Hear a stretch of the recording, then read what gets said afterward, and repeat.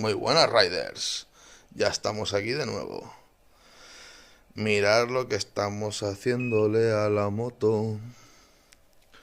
Estamos haciéndole un mantenimiento de batería. ¿Sabéis por qué? Bueno, yo os lo explico muy rápidamente.